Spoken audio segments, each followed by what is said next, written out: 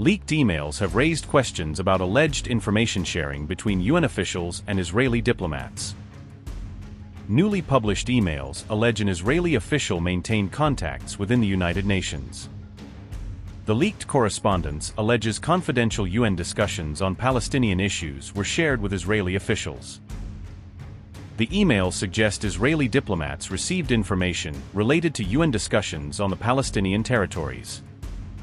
The leaked correspondence alleges a UN official privately shared internal information with Israeli counterparts. Leaked emails allegedly show Israel received confidential information from within the United Nations between 2014 and 2015. The authenticity and full context of the documents have not been independently verified. According to reports, the correspondence came from a hacked email database belonging to Ron Prozer. The emails were reportedly obtained through a cyber breach. Prozer served as Israel's permanent representative to the United Nations from 2011 to 2015. The leaked correspondence dates back to his tenure. The allegations were reported by Press TV on August 6, citing unnamed sources. The report details the contents of the leaked emails. The Iran-linked Handala hacking group reportedly obtained the emails. The material was later published by a US-based whistleblower. The leaked emails identify the official as Yoav Lichtner. He previously worked at the United Nations Population Fund. The emails allege Lichtner remained in contact with former Israeli colleagues while serving at UNFPA. The correspondence reportedly continued during his UN assignment. According to the leaked emails, Lichtner shared information on internal UN discussions concerning the Palestinian territories. The documents describe exchanges with Israeli diplomats. One email from February 2015 allegedly included a confidential UN report sent to Israeli diplomats. The document reportedly related to UN discussions on Palestinian issues. The leaked material reportedly includes confidential UN documents, meeting summaries, and internal deliberations. The reports describe them as sensitive internal communications. Some of the leaked documents were reportedly marked for your eyes only and UN strictly confidential. Those labels indicated restricted circulation within the organization. The allegation surfaced as Israel opposed a US-backed Gaza peace proposal. The timing has drawn renewed attention to the leaked correspondence. Israeli Prime Minister Benjamin Netanyahu is scheduled to visit UN headquarters in September 2026. The visit comes amid renewed scrutiny over the reported leaks.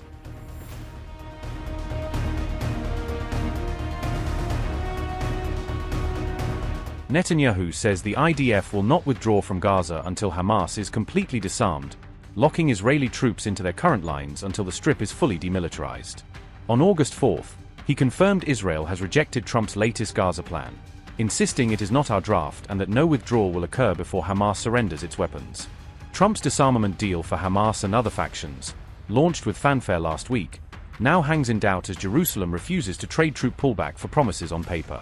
While Netanyahu stayed publicly silent, Israeli airstrikes in Gaza stepped up over the weekend, signaling military business as usual rather than a pivot toward Trump's roadmap. I stand firmly by our security interests. We are not withdrawing from our current lines until Hamas is completely disarmed. Second, we are instructing IDF soldiers to do whatever is necessary to protect themselves, protect our territory, protect our citizens. Third, President Trump thinks, his team thinks that they can bring Hamas to disarm and demilitarize Gaza. We are examining this. They sent us a draft. We did not agree. This is not our draft. We sent our comments. By the way, we sent our comments before we received a media campaign on the matter. This is our position. We stand firmly by our interests. I think both wisely and firmly. In parallel, Iranian President Masoud Pezeshkian has tightened political support for Hamas, phoning the group's chief to underscore Tehran's backing as Gaza negotiations unfold. Pezeshkian told Hamas Iran will support any decision Palestinian leaders take in talks with Israel, effectively offering a blank check for whatever stance the resistance adopts. He stressed that Palestine remains central to Iran's foreign policy despite US pressure, presenting the Palestinian cause as a fixed strategic priority, not a negotiable file. Pezeshkian declared that Palestine never ceased to be a priority and remains the foremost issue for the Islamic world, framing Hamas's fight as a pan-Islamic obligation. Hamas's chief replied that Palestinians will remain committed to their aspirations, signaling no intent to disarm or dilute core goals even as new peace plans circulate.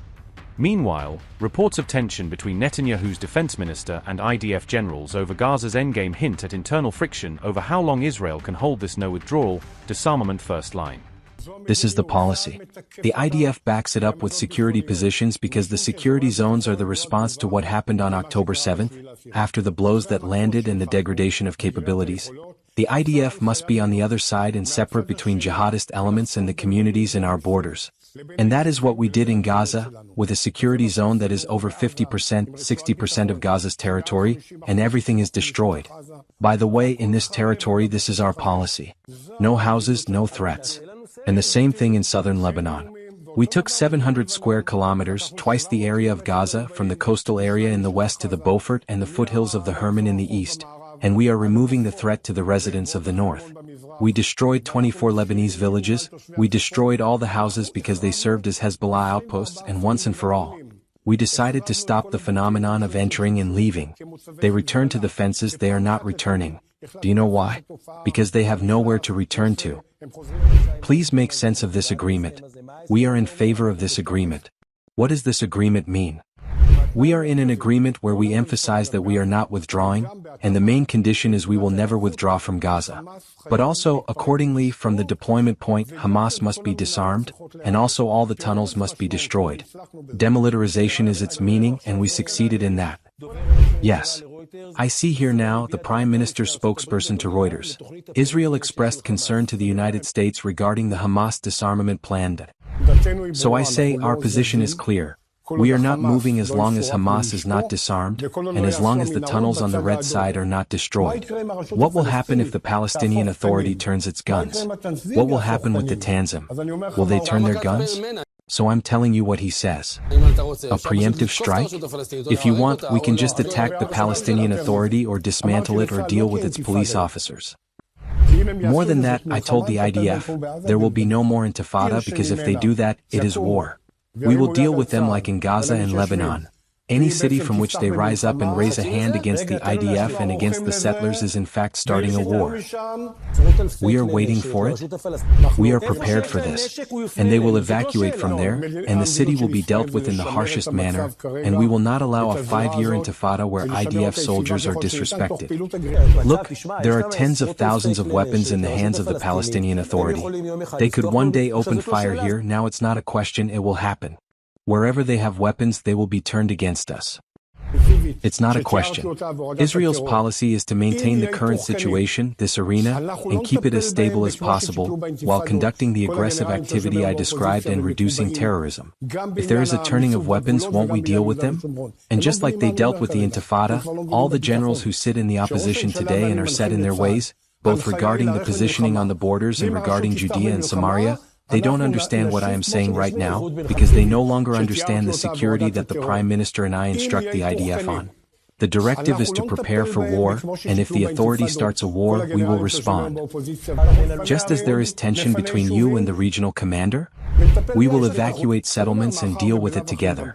I'm saying, in any case it was planned, that Brigadier General Dado Bar Khalifa, who was the commander of the 36th Division during the IDF maneuver and was of the generation of heroes, I decided to realize the intention and appoint him as the head of the Central Command, because I want it in the north too. Dado Bar Khalifa? Yes, I want to as well. By the way, the Chief of Staff recommended him. I want it in the north, in the south, and in the center as well. Do you trust him? What's your policy? Yes, I also want, in the Central Command, an IDF that strives for victory. An IDF that strikes enemies and protects them and protects the settlers. And I say once again here on this program, no one will force the government to change its policy. The Prime Minister brought it to the cabinet.